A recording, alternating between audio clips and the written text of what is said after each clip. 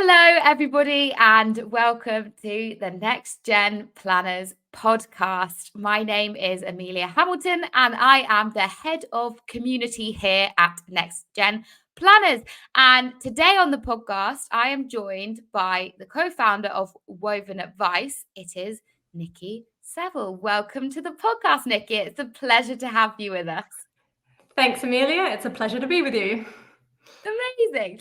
So to start things off then is in every podcast, we like to get a bit of a sense of what our guests' lives look like, as varied and different as they are. So to just give our audience an idea of what your day of Nicky looks like, what does a day in your life typically seem like? What do you do? Well, I'm about to give everyone a bit of PTSD flashback to COVID because sadly being part of a techie startup means I'm fully remote, and I basically live the life we had in COVID, where I sit meeting after meeting on Zoom or Teams or Google Meets. I chat to people, but I save, I guess, a lot of money on coffees and lunches, and I get the added bonus of being able to leave the house and go into supermarkets. But no, I guess that's essentially my life. It is the most efficient to be able to speak to people all over the country. I wake up in the morning and I join our team stand up, where we have a look at what everyone's achieved in the previous day and what their plans are for the next day. And then my meetings usually start. And then eventually they end. Yeah. So sorry, that's it. No, perfect. So, and how do you find that kind of remote working? Is it something that you think you're naturally kind of suited towards, or has it taken kind of time to adjust to that? It definitely feels like a norm, given the number of years I guess I've been doing it since 2020.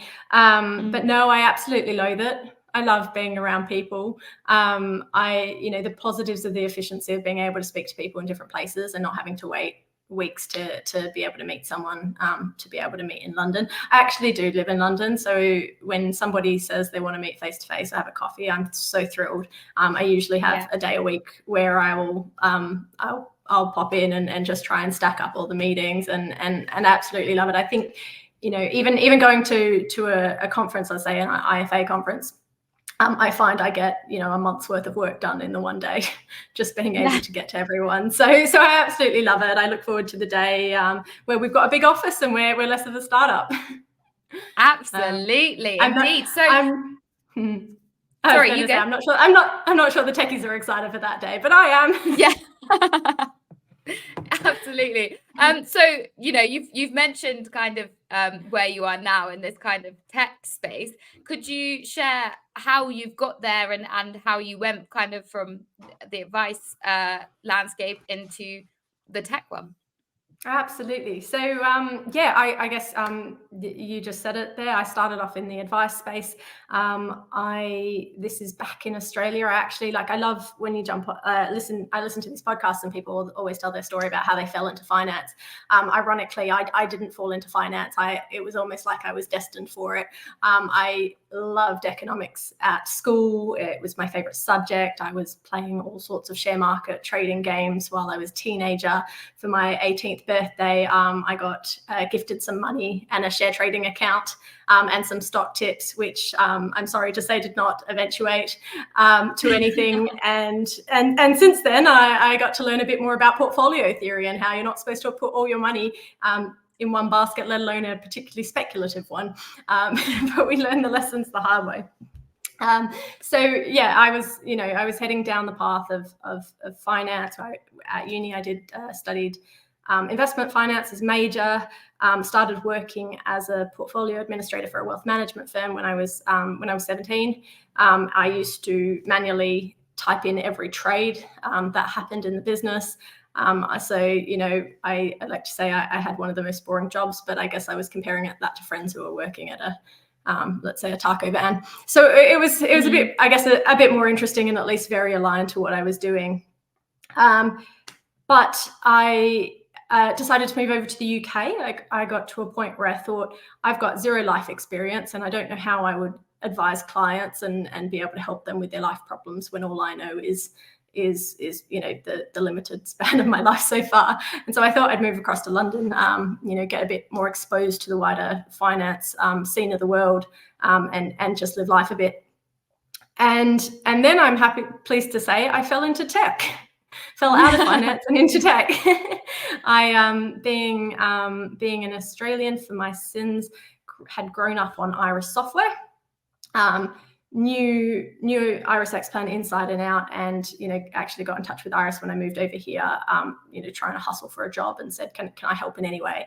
And they said yes. So I became one of the first implementation consultants when Iris brought Velo over here, and have worked on some incredibly exciting and challenging projects over the years, which started my career in tech, more or less. Yeah.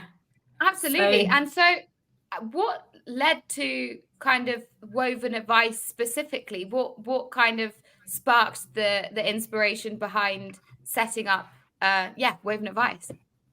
So I guess my journey into tech then has also been a nice long-winded one. I have always been obsessed with the capability of integrations, of being able to create systems that talk to each other. And for all the different software I've worked with over the years, I've learned how some systems do it better than others. Your kind of as a company or a software company, your desire to integrate will define a lot of that strategy of how you want to feed into the ecosystem of a tech environment. And I guess on one level, Woven Advice really represents my own feelings about the industry, my own feelings about networking, about people being friendly with each other. And I guess what that comes down to for Woven Advice is creating software that talks to each other, that everyone can play friendly with each other and everyone can benefit from quality improved technology within the industry, starting with quality data. So I think, in that journey, I picked up this obsession, obsession of an environment where everyone plays well together, and I've been chasing that ever since. So we started.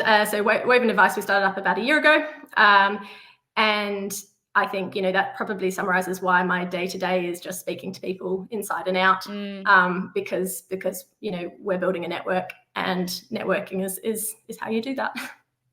Yeah, and it takes time, I'm sure, to kind of to get that all underway. And so, as an entrepreneur, then in the fintech space, what have been the kind of challenges you've faced in this first year, and how have you kind of overcome it or not? What are the obstacles that you've encountered? So I think so actually Woven Advice isn't the first tech startup I've started. I started a company back in 2019 called Niche, which some people like to pronounce Niche, but the idea was around matching women to financial advisors to help them get advice, so a kind of a lead gen network.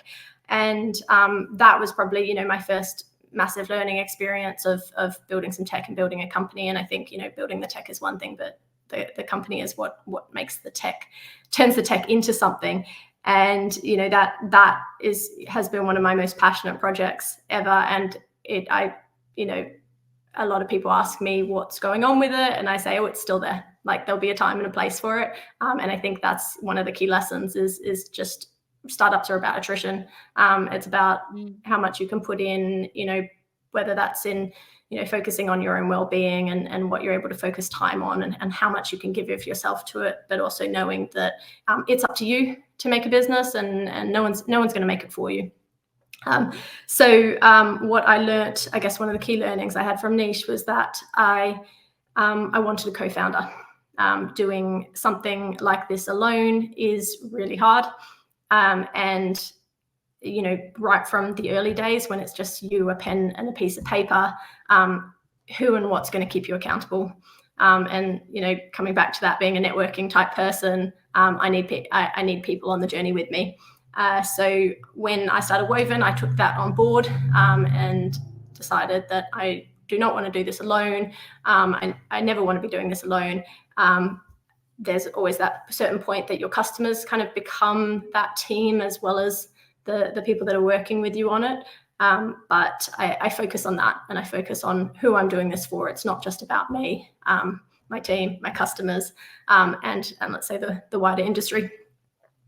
So yeah, and that's a really interesting thing to kind of bring up. It's something I perhaps wouldn't have thought of it in terms of, you know, the difference between doing all of that stuff by yourself, solely, completely alone, and how hard that can seem. Then if you have a teammate, someone that you can kind of share the struggles with, share the wins with, ups and downs.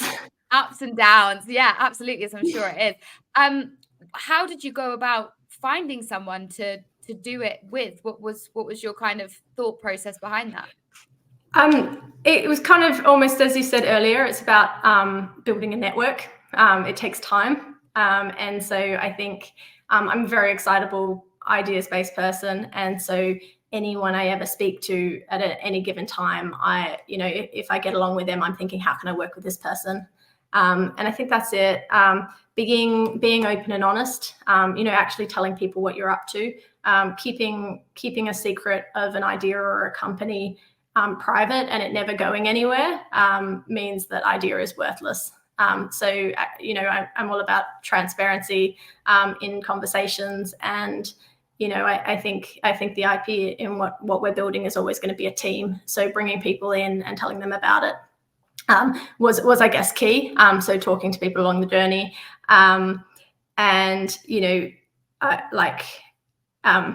actually, so my co-founder Ollie is someone that I've known for years and years, on and off, and a lot of that, what comes behind that is about convincing someone that you're doing the right things and you're going to make it happen.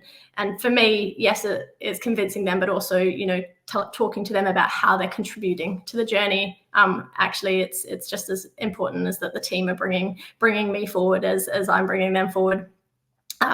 So I guess it just comes, and we're still building that team. If anyone's listening and likes what we're doing and wants to work with us in a team, then please come to talk to me, because it's the most important thing. Yeah, and that's a really nice kind of practical things there that I think is really nice for people to be kind of ruminating on if they're thinking about going off on their own, and kind of some of the pros and cons behind that, and how to build that team, and like you said, making sure that you have the right team is arguably kind of the most important thing behind any kind of idea or project, to make sure that you've got the right people behind it to push it forward. So yeah, I some fantastic shared advice there, and I like the fact that if you're not sharing the idea, then the idea is worthless, because I think sometimes we can be quite precious, can't we, about oh, I don't want to let anybody see these things and keep it to myself, but actually it's way more beneficial to put it out there. Yeah, that's it. You need to get validation at some point. Ideally, the sooner the later. The sooner than later is what makes sense. And I think to your point, like of why teams are so important when you're looking at early stage investing. So it actually comes to the other challenge that I think a lot of startups founders come across is about funding. How do you get funding to get your business off the ground? And some people are in fortunate position where they've got a lot of savings of their own or friends and family money that they can tap into. But if you're in the market for needing to fundraise at this stage of the business, it is almost 100% about the team. And you are selling the team. You're selling your ability to execute to an investor and trying to convince them why you are the team to make this business succeed or take this idea to success. So yeah, I think it is everything. Yeah. And so, as we've mentioned, you're in the fintech space. So I think I can't I mean, in normal conversations, not even about fintech, it's hard to not mention AI these days. And so, especially when we're in this sphere, and that's where you're placed, we have to talk about AI a bit, because it is on everybody's lips in every conversation at the moment. Where it's going, where it's at, how it could be used, how it should be used. So in your kind of opinion, how do you see the current state of things in the context of AI and data integration and that kind of stuff? Yeah, a big topic of conversation and some strong opinions.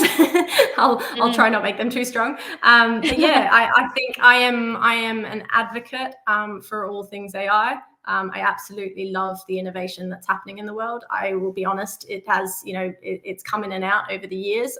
It's been around. I think the types of AI that I've been more heavily involved with over the years is machine learning, and that, that although it's made some recent progress, it's nothing like the jumps in Gen AI that's happening at the moment. It is, teaching our computers to do our jobs for us is critical to hitting efficiencies.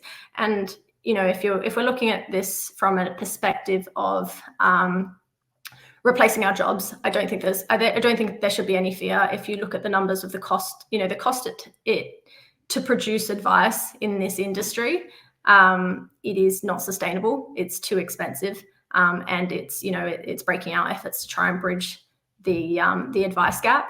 So AI is critical. Tech efficiencies, I should say, not necessarily AI, is critical to be able to bring down that cost of advice. And so I'm thrilled with the advancements in Gen AI, so that we can look to start to implement that and bring that into the business. I do, however, my strong opinions come into our own readiness for it. I have spent 10 years implementing software for financial advisors. I've been in the thick of the migrations that happen when an advisor decides to change their back office. I've seen the promised 6-week project turn into 6 months or 2 years, and that is primarily almost always because of the data. If you're trying to do data transformation, business transformation, all at the same time, you are putting a really kind of a big challenge on yourself and your team.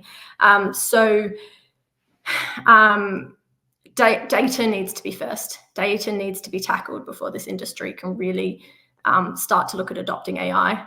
And I think that's the critical point. So I'm excited, but cautious. Yeah, definitely. If you were to kind of advise like a small firm and who's looking kind of down the barrel of the onslaught of tech advancements and AI and all of these things, where would you suggest their attention should be turned then? And I know you mentioned data and things like that. What do you think are the first steps that need to be made in order to be ready, and if they are, where should the attention kind of be directed? Yeah, absolutely. I think actually, just like many other things in the tech space, particularly if you're a business that's perhaps waiting for the Microsoft landscape to get you there, or the Google ecosystem, you are in a waiting game for the AI to hit a security requirement and data privacy levels that you can actually adopt it in your business. And as a small business, whether it's an IFA or not, you're not really in a position of power to be able to implement AI anytime soon. So as you say, what is it that you can do? I think focusing on your data and getting that into as good a format as possible. Now that starts with whatever systems you're using, probably in this industry, a back office. Now I really hope, well, I can't imagine any of your listeners, Amelia, are sitting there going, oh, I still use a spreadsheet. But on the odd chance they are, that is obviously a starting point to say a spreadsheet is not structured. And so if you're thinking that your Excel plugin is about to bring some AI into what you're doing for business, you're going to be sorely disappointed that you're not going to get anywhere close to a suitability report. So getting that data structured into a back office system, or even, there are opportunities to use more standard CRMs. The benefit of going with a standard CRM over a back office system is that you'll probably get the data imported a lot more simply, and you'll be able to structure it to the data that you've been running on a spreadsheet for such a long time. But if you want to benefit from the industry developed tools, things that provide valuations, for example, or fee reconciliation, then you do need to look to a back office solution or something specific. And okay, now let's hit the kind of majority of listeners that are probably already using one of these solutions, thinking, oh, sure, but my data is just not good enough. The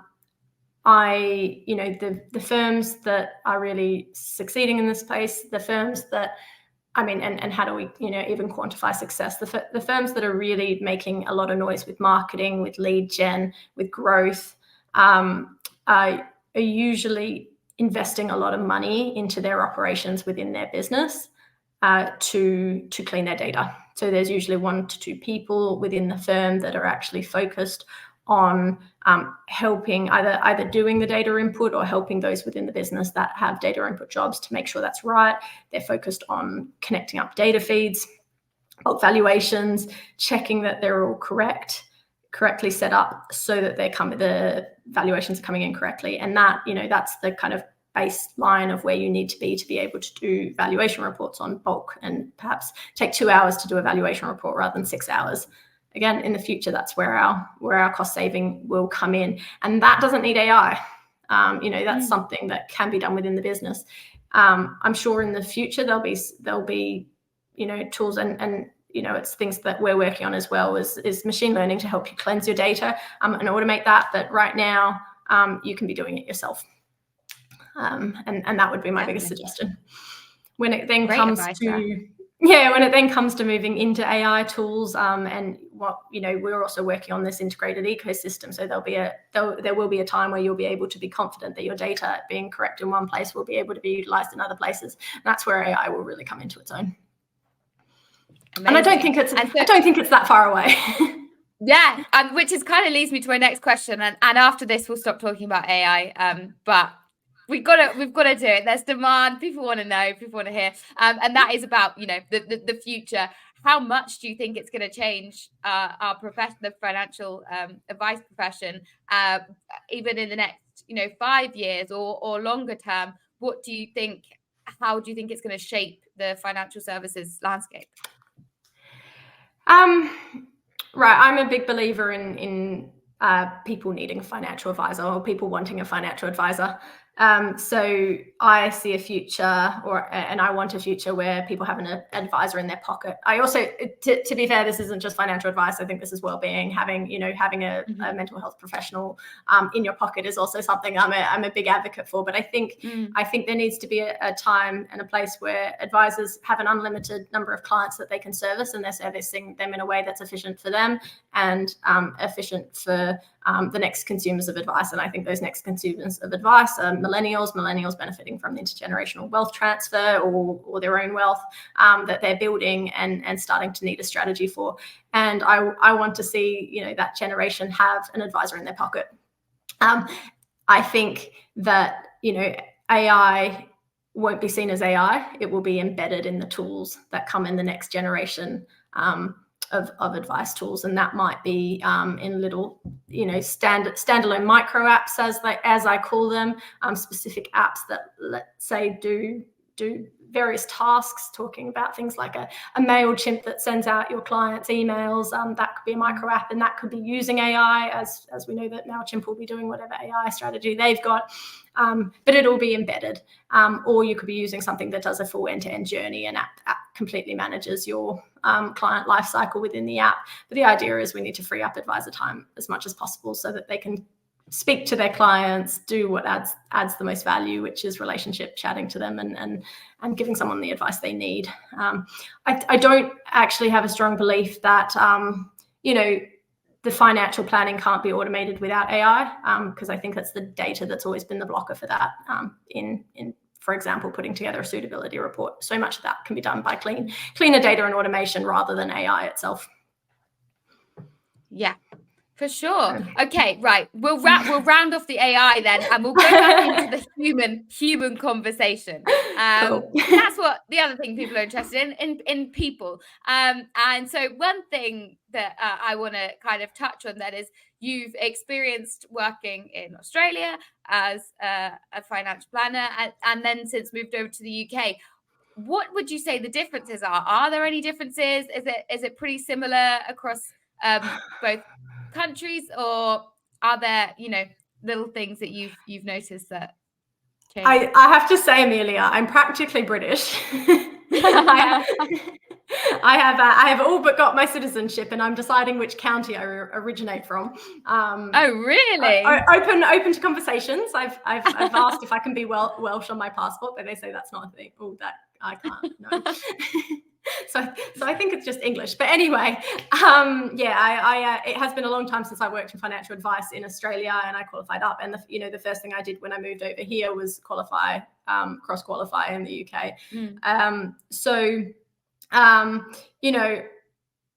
I guess a lot of people liken Australia to UK as what kind of one of the closest markets. But having been on the receiving end of trying to take Australian tech and make it British, I'd say they are significantly different. There's no place for Aussie arrogance in that conversation. What I would say is really different is the landscape of people. There are not obviously nowhere near as many people in Australia. So if you are a financial advisor, you are kind of rolling in circles of people there is, you can't just find people with money to try and service. The networks are quite tightly ingrained already. And it's a very small world. So everyone does know each other already. You have to be, incredibly careful of your reputation and people you talk to. And, just like anywhere else, referrals are important. And I think over there, they're obviously, being that smaller population, the intergenerational transfer of wealth becomes really critical as a planner. Your strategy on how you're going to service your clients, that next generation, I think is probably more important. Well, it's important in both places, but I think if you're a financial advisor in Australia, you have to be a lot more careful about it. And equally, I think, when I do go back to Australia and speak to a lot of my friends who are all, early stages of having families, every single one of them says to me, I'm looking for a financial planner. Can you help me? Whereas I find in the UK, I don't get that. I think that, maybe that reputation of needing a financial advisor, people are still a little bit skeptical. Either that or my friends in the UK are different stages of their lives and not really wanting it yet. But that does feed into that educational piece, which we all know is pretty important. Yeah, interesting. No, it's always just fascinating to kind of hear what state different places are in. Even if you like you said, the UK and Australia are very similar in a lot of ways and comparable, but it's always there's small differences in their many forms. And the other thing I guess you're kind of uniquely placed to talk about is as a woman, you've chosen a couple of professions that are not necessarily traditionally accessible, welcoming, full of other people who look like you or have, similar experiences. So as a woman, initially in finance and now in tech, what have been some of the challenges or issues that you've faced kind of coming up in those worlds? I seem to find the sectors that needs female representation. I'm not sure if that is what attracted me to it, or or I'm just really unlucky. I would say, I guess from an assessment, finance isn't great for gender representation at the top and at the senior kind of where I was in the planning roles, but obviously it was very well represented in, I guess, the more administrative ranks, in both paraplanner and assistant type roles, as opposed to tech, where there's just not huge amounts of female representation across the board. I would say that finance is moving faster in terms of improving that. And I would say the reason for that, I think, is everyone understands the benefits. Well, not everyone, but like to think people understand the benefits of having a diverse team in providing financial advice. We're not only providing financial advice to men here. So there is a natural need for that diversity. But also, I think finance traditionally has had so much heat on it to try and get women into more senior roles, that there is a kind of a mindset and a thinking of how do we promote women in the workplace. And I don't think that has, that's as strong in the tech environment. For example, as a tech startup, it is incredibly difficult to hire female developers. Their representation is so low as in comparison that it makes hiring such a challenge when you're saying, okay, I want to have a diverse team and I want to be able to, bring women into this space when you can't find them. It's a real challenge. And so, that's something that is constantly on my mind. And another thing is no one really pays that much attention to the diversity of a startups team. So I think across the board, startups are probably don't have the best gender diversity. Our business, though, that's a key focus. So I think when you've got more and more women getting into founding startups or getting into entrepreneurial roles, it will filter eventually. Hopefully. I mean, that would be better. And so in terms of there just not being as many women kind of in the tech space, do you think that kind of goes back to there not being, as many girls interested when they're younger? Is it something to do with the profession not having the levels of accessibility, or why do you think that's not something that we have a bunch of great women pouring into? And I guess the second part of that is, how do we then change it? Yeah, I don't know. I don't know is the answer. Sure. I have my suspicions that all across, a couple of the sectors is let's say just startups rather than just tech as a whole. Startups are seen as really risky ventures. So if working for a startup, even as a developer, you need to have a specific tolerance to risk. It's the same for actually if you're looking at the other side of the startup ecosystem, as people investing into startups, as they tend to be more male-led than female, and you have to wonder if that's the risk tolerance coming in the way. And I think over time, again, I'd like to see that that's changing as a culture, that women become a bit more risk tolerant. But again, I'm not an expert, so I can only assume or guess. But I really feel heartened from the advice space because of the actually starting up a tech business and starting up a financial advice practice. Like, it's all entrepreneurial space, and I feel really heartened by the number of women that are setting up financial advice firms and absolutely smashing it, because it shows that there is no reason why a woman should have a fear of setting something up from a risk point of view compared to a man. And they're really proving that. So kudos to them, and take inspiration from it. Definitely. And it's nice to see, not only can they just do it, but there's real demand for these people in these roles. Like you said at the top of the conversation, there's women are going to hold a lot of the wealth. I can't remember the exact statistic, but they're going to hold more wealth than men by something in the next 20 years or 30 years or whatever. I mean, I should probably fact check that before I start speaking. But it's basically, women are important, and so there's going to have to be people to service them in that way. And so, I mean, it's great that we are moving in that direction and in the advice space. If we can try and help the tech sphere catch up a bit, then you're doing a good job yourself. I will keep trying. Keep trying. Absolutely. Okay, so I've got 2 more questions for you, and Cool. these are questions we like to ask everybody who comes on our podcast. And the first question is, we like to ask guests about a book that has helped them in their career. So Nicky, what book has been useful to you? So I kind of have 2 answers. One's been more useful than the other, but when I was bringing Woven Advice to life, it didn't have a name, and we called it Woven in the end because of the ability to weave data. That's more or less what we want to do.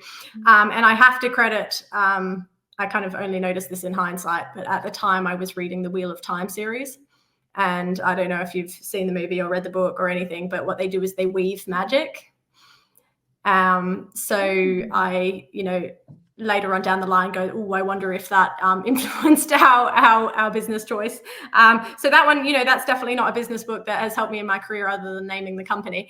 But I definitely have to credit it nevertheless. Now, okay, the book that I would actually recommend to anyone, I would say anyone that's entrepreneurial. It is a tech-focused book, but it's very applicable to any industry. It's called The Lean Startup, and it really focuses on how you should deliver anything, as quickly as possible to help validate what you're doing. And I think it's really important as a tech company that you need to get something out. It doesn't have to be perfect. It doesn't have to do everything. But unless you start talking to people, as to that point we said earlier, an idea that's a secret is not really an idea, is it? So getting something out and getting something into the hands of people to give you some feedback and validation is really, really important. But I think it's applicable to any type of business. I know, a lot of people in this industry would, building reports, building new processes within the industry. We are inherently perfectionists. We're in a regulated environment. We generally need to be. But the thinking behind the Lean Startup is to get something out, to get anything out as quickly as possible. And it tries to kind of, break that myth on something having to be perfect first time and every time. So I'd highly recommend it. Who do we know who that's by? Or yes, Eric Ries. Yeah, Eric Ries. It's a very big book in the tech space. Highly recommend. Amazing. Okay, perfect. And so last question then, and I guess we've kind of touched on this next question a bit throughout this discussion, but putting it out more broadly, looking at the world of finance, what are you most excited to see in the next 10 years? Yeah, we did mention it before, having a financial advisor in your pocket. I think that's an achievable one. This one, perhaps not as achievable, and I'm not sure if anyone's already looking at it or it's a thing, but getting rid of bank cards. Please, can we get rid of bank cards in the next 10 years and credit cards? Like this piece of plastic is not necessarily sustainable. It takes up a lot of space in a purse that I don't carry around, and it comes from my phone anyway. So I really look forward to the day that I'm not reliant on trying to find that piece of plastic to get a number off, and whatever device that ends up replacing it, or perhaps somehow not a device, I'm really looking forward to, and I hope that can happen in 10 years. Yeah, that's a great answer. Actually, that's what we haven't had before. Yeah, if anyone's already got this or thought of this, and there's something in the works, please send it over to me. Let Nicky know. I'm definitely up for an early adopter. Yeah, exactly. And don't say my watch. I've not managed to get my watch working for payments yet. So amazing. Okay. Yeah.